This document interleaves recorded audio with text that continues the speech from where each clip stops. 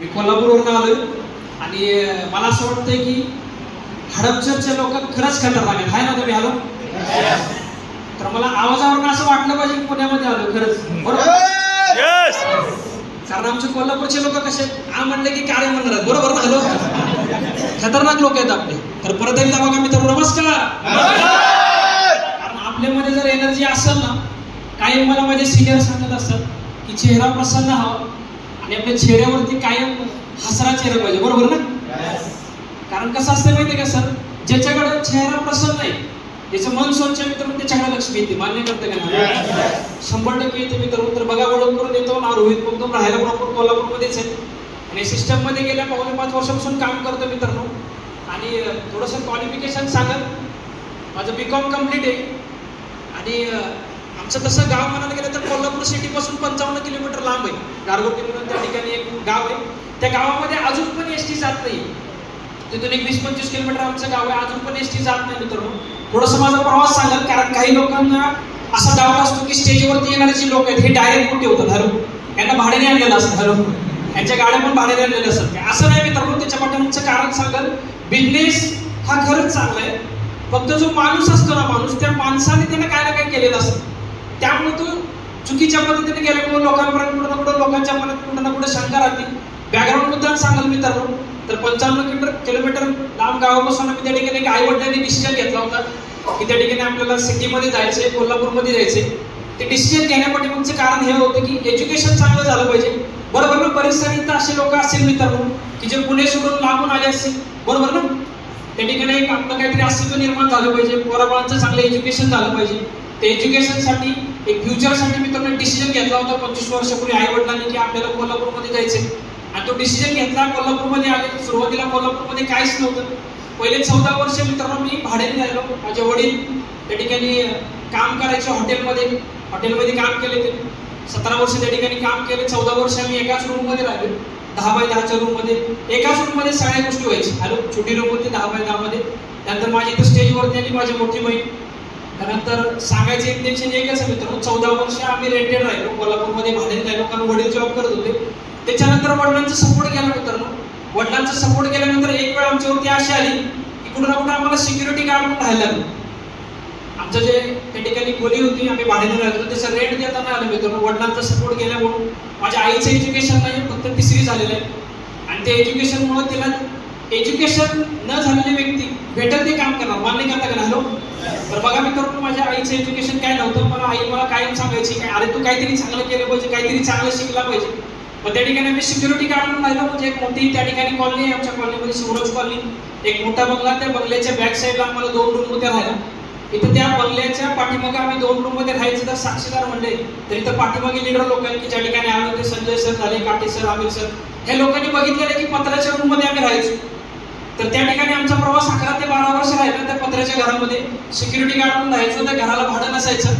माझी आई 3री शिक्षण झाल्यामुळे तिला जे भेटेल ते काम करायचं. 4 ते 5 तिच्या घरची कामं होती, भांडी घासणे असेल दुसऱ्यांच्या घरी, त्यानंतर नाश्त्याची कामं असतील, त्यानंतर झाडांना पाणी घालणे असेल, अशी छोटी मोठी ती कामं करायची, फर्निचरचं काम असेल, अशी 4 ते 5 तिच्याकडे कामं होती. शिवाय मी पण काम करायचो. मी पण त्या ठिकाणी आईने मला सांगितलं होतं की 8वी मध्ये 9वी मध्ये असल्यापासून की आपल्याला बाळापणाचं सपोर्ट नाही, एकच काम करायचं, हे कापड घ्यायचं. आपल्या कॉलनीमध्ये प्रत्येकाच्या घरामध्ये 4 व्हीलर आहे, प्रत्येकाची गाडी धुवायला जायचं. त्याला विचारायचं की बाबा तुला गाडी धुवायची आहे का?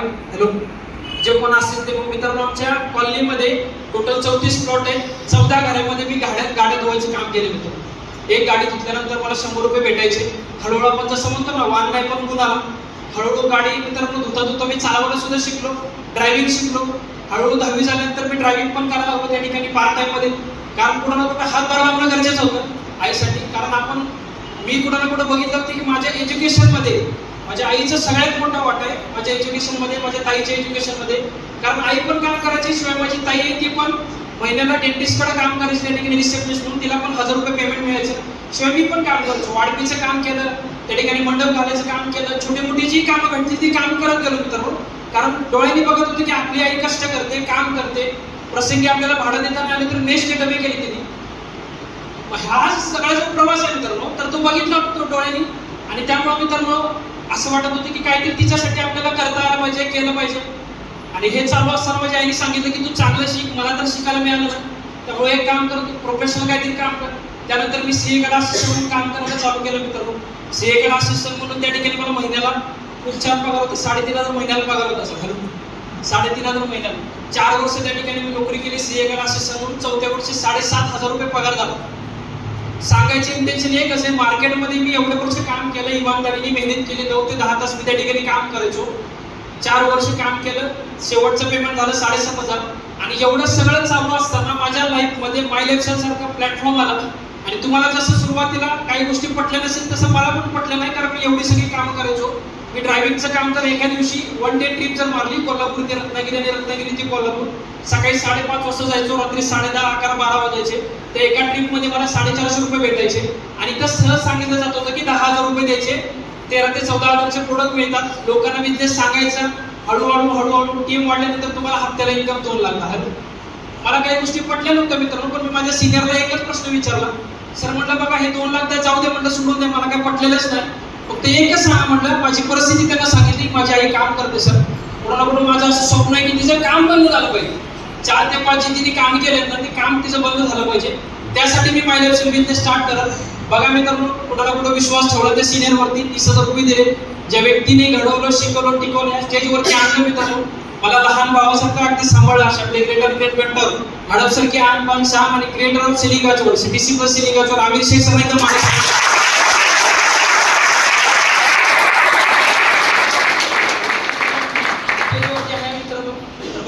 त्यांच्या डोळ्यामध्ये विश्वास दिसला. त्यांनी माझ्याकडनं पण कमिटमेंट घेतली. म्हणलं सर काहीच हरकत नाही, सुरुवात करत मी बिझनेसला. पैसे नसताना मी त्या दिवशी मॅनेज करून मी करून 3 आयडीने पैसे त्या ठिकाणी माझ्या सिनियरच्या हातावरती ठेवले आणि काम करत गेलो. सुरुवातीला काय आपली भारतीय लोक आहेत बरोबर ना, आपण जी शंका घेतो ती शंका बरोबर आहे का नाही ह्याच्यावरती पण भारतीय लोकांची शंका असते. मान्य करता का? मग सुरुवातीला माझ्या मित्रांच्या अशा काही शंका होत्या, खूप शंका होत्या मित्रांनो की बाबा असं काय होत नाही, 2 लोकांना आणायचं बरोबर ना. त्यानंतर लोक कुठं ना कुठं मला सांगितल्यानंतर बिझनेस नावं ठेवायला लागायचे. माझ्या आईला पण नावं ठेवायची. आम्ही सिक्युरिटी गार्ड म्हणून राहायचो, कारण माझी आई ज्या मला भांडी घासायला दुसऱ्याच्या घरामध्ये काम करायचे ना, तर तिथे येणाऱ्या ज्या लेडीज आहेत त्या कुठं ना कुठं माझ्या आईला काही ना काही 4 गोष्टी बोलायच्या. मग ती बिचारी घरी येऊन शांतपणे बसायची, 1 तास 2 तास रडत बसायची. मला समजायचं नाही नक्की काय झालं. म्हणजे सुरुवातीला मित्रांनो लोकांनी भरपूर त्रास दिला. आणि नातेवाईक तर आपले दलिंद्र असतात. मान्य करता का? त्याच्यासारखं खतरनाक कोण नसते बरोबर ना. एक तर आपण जे काम करतोय ते करू पण देणार नाही आणि स्वतः पण करणार, त्रास मात्र 100% देणार. तर ह्या सगळ्या गोष्टी मित्रांनो चालू होत्या. तरी पण कुठं ना कुठं म्हटलं चला आपण सुरुवात तर काय काय असं ना 5 वर्ष नाही आपल्याला 10 वर्ष लागू दे, आपल्या पाठीमागे महागुरूंचा हात आहे. तर मित्रांनो काम करत गेलो. 2 लोकांना बिझनेसमध्ये घेतलं. त्यानंतर 1000 आले, 2000 आले, 4000 आले. माझी जॉबमध्ये एकच अचिव्हमेंट होती की ऍक्टिवा 3G होती माझ्याकडे, ज्याचा EMI 2800 रुपये होता. तो 2800 EMI गेला आणि माझ्या आईचं एखादं काम बंद झाल्यासाठी ह्यासाठी बघा मी या बिझनेसला सुरुवात केली. पण 2000 आले, 4000 आले, हळूहळू पार्ट टाइम मध्ये मी बिझनेस करायला लागलो. 1.5 वर्षानंतर ह्या बिझनेसमध्ये मी फुल टाइम उतरलो. माझा विश्वास वाढला. या धंद्याची ताकद, बिझनेसची ताकद सर मी आणि माझ्या आईने 5 वर्षापाठीमागं आईची शपथ घेऊन सांगाल 1 लाख रुपये कॅश मध्ये कधीच जिंदगीमध्ये बघितलं नव्हतं मित्रांनो. पण ह्या धंद्याची ताकद, बिझनेसची ताकद, माय लाईफस्टाईलची ताकद, टीमची ताकद, आपल्याची ताकद, 7 दिवसाचा हायस्ट इन्कम घेतला मित्रांनो 1,04,987.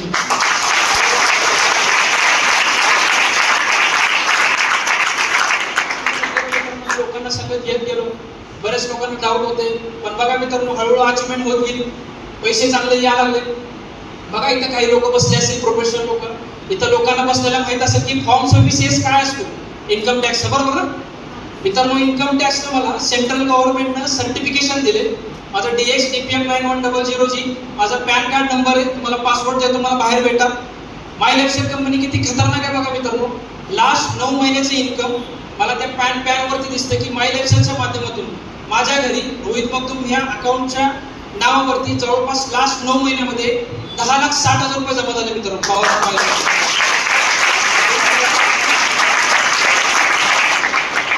दुसऱ्यांच्या घरी त्या ठिकाणी गाड्या धुवायचं काम करायचं. मला कधी वाटलं नव्हतं सर की माझ्याकडे पण अचिव्हमेंट होईल, कारण लोकांच्या गाड्यांमध्ये मी पेट्रोल भरायचं काम करायचो, डिझेल भरायचं काम करायचो.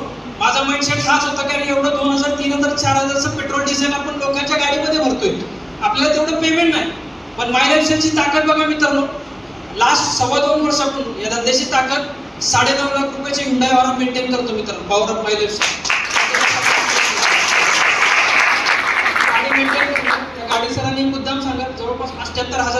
पेक्षा जास्त रनिंग झाले, तुम्ही चेक करू शकता. MH9 FV5563 गाडीचा नंबर आहे. कारण काही लोकांना म्हणतात ना भाड्याने लायसन्स माहित असते, असं वाटतं लोकांना. तुम्ही चेक करा आरटीओला मित्रांनो की त्याच्यावरती नाव म्हणायचे, आरसी वरती चेक करा. सांगायचं इंटेन्शन एकच आहे मित्रांनो, कुठं कुठं बिझनेस सपोर्ट केला होता, चांगली आज अचिव्हमेंट झाली. आम्ही सिक्युरिटी गार्ड म्हणून राहिलो 12-13 वर्ष ज्या कॉलनीमध्ये. पण या बिझनेसची ताकद मित्रांनो पाठीमागच्या 2 वर्षापासून माझे कुठलंच काम करत नाही. सगळ्यात मोठी माझ्यासाठी मित्रांनो गोष्ट आहे, त्याचा मला गर्व मित्रांनो.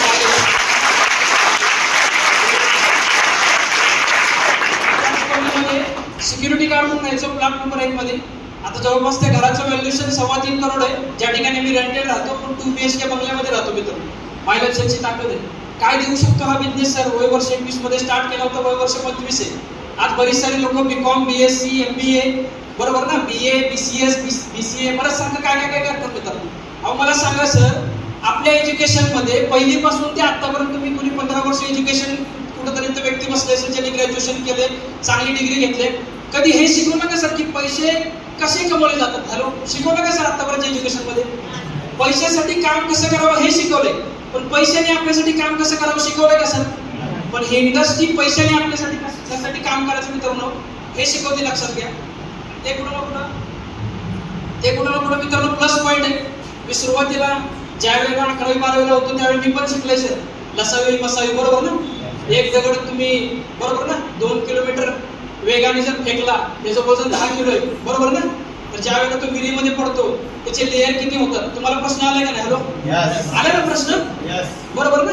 लसावी मसावी त्यानंतर बरेच असे प्रश्न आले असतील. गणितामध्ये पण इंटिग्रेशन होतं, डेरिव्हेटिव्ह होतं, हे बरेच सगळे मित्रांनो शिकवले. पण मला सांगत ते घेऊन आता काय करायचं आपल्याला? हॅलो, पैसे कसं कमवायचे ते सांगा ना. बरेच सारे लोक मित्रांनो MBA करतात. MBA चा फुल फॉर्म काय होतं sir? Master in business administration. परत MBA करून लोक जॉब करतात. हॅलो, म्हणजे सांगायचं इंटेन्शन एकच आहे मित्रांनो, हा बिझनेस पॅसिव्ह मध्ये आपल्याला कुठं ना कुठं जाऊ देणार आहे. 2 लोकांपासून सुरुवात केली होती. आज कोल्हापूर सारख्या माझ्याकडे जवळपास 8 जिल्ह्यांमध्ये टीम आहे. महाराष्ट्र आणि कर्नाटक मध्ये 4,500 पेक्षा जास्त लोकांचं नेटवर्क झालं मित्रांनो.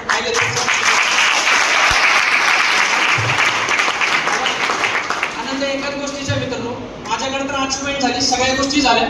माझी आई ज्या वेळेला भाजी आणायला जाते ना सर, तर तिला मी माझ्या 9.5 लाखाच्या गाडीमध्ये AC मध्ये घेऊन जातो, भले रस्त्याच्या पलीकडे जवळच आहे. हा मला प्राऊड वाटतो. ज्या ठिकाणी लोकांनी मला नावं ठेवली, माझ्या आईला नावं ठेवली ना सर, आज कुठं ना कुठं प्राऊड मध्ये राहतो फक्त आणि फक्त माय इलेक्शन मध्ये. आणि त्याच्या पुढची गोष्ट मध्ये मित्रांनो, माझ्या एकट्याच चांगलं झालं नाही. मी ज्या व्यक्तीला हे बिझनेस मध्ये घेतले, माझे क्लासमेट हर्षद सरीकर सर, त्यांना पण महिन्याला 5,500 पगार होता. या बिझनेसची ताकद ते अशा एरियामध्ये राहायचे मित्रांनो. तुम्ही जर सर्च करा गुगलला किंवा कोल्हापूरचं कोणी ओळखीचं असेल तर विचारा, सदर बाजार एरिया म्हणजे काय? हॅलो, सदर बाजार एरिया म्हणजे त्या एरियामध्ये लोन मंजूर होत नाही सर.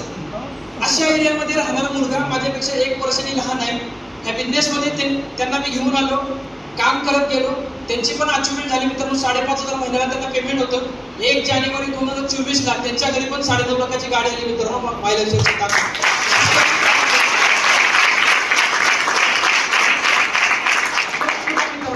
तशा एरियामध्ये राहायचा, ज्या एरियामध्ये राहायचा विचार करा, लोन मंजूर होत नाही.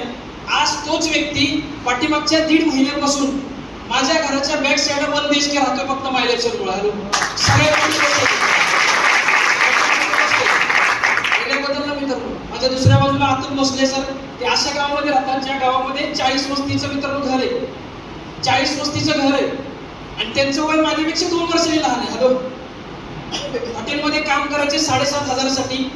31 मेला मायलेजची ताकद या बिझनेस मध्ये त्यांनी पण 9.5 लाखाची गाडी घेतली मित्रांनो. घरासाठी रिनोव्हेशन केलं.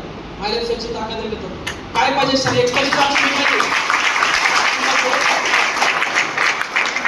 ज्या लोकांना घेऊन काम केलं संगत मित्रांनो, त्यांची पण अचिव्हमेंट आहे. मार्केटमध्ये असं नाही मित्रांनो, जर त्या ठिकाणी मॅनेजरच्या लेवल आपल्याला जायचं असेल ना, तर मॅनेजरला 1च सीट असते. आपला त्या ठिकाणी उद्देश काय असतो? हा मॅनेजर बाहेर तरी गेला पाहिजे ना, तर वर तरी गेला पाहिजे बरोबर. भावना चांगली नसते सर, पण मायलेज मध्ये किती खतरनाक मित्रांनो भावना आहे बघा. स्वार्थपणा आणि परमार्थपणा मान्य करता का? हॅलो, खतरनाक बिझनेस सर. दुश्मन जरी आला ना तरी पण आपण म्हणू शकतो, सर तुम्ही द्या 10,000 रुपये, तुम्हाला 5 आले तर मला 10 येणार. हॅलो, ताकद आहे मायलेजची. पण एक विचार करा मित्रांनो, एवढ्या सगळ्या गोष्टी या बिझनेसनं सिस्टमनी दिले, हे सगळं फक्त पॉसिबल होऊ शकतं मायलेक्शनमुळं. आमच्यासोबत या मित्रांनो, सुरुवात करा.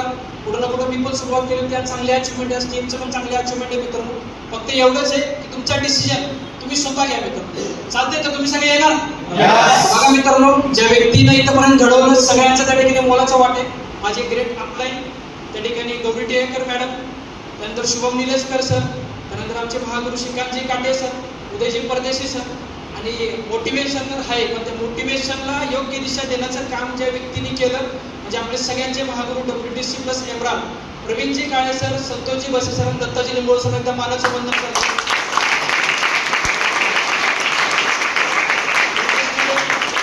मला त्यावेळी मित्रांनो आई अंबाबाईने जसं मला त्या ठिकाणी एक सद्बुद्धी दिली की बिझनेसला सुरुवात करावं, अशी सगळ्यांना या ठिकाणी अपेक्षा करतो आणि इथंच थांबतो. जय हिंद, जय महाराष्ट्र.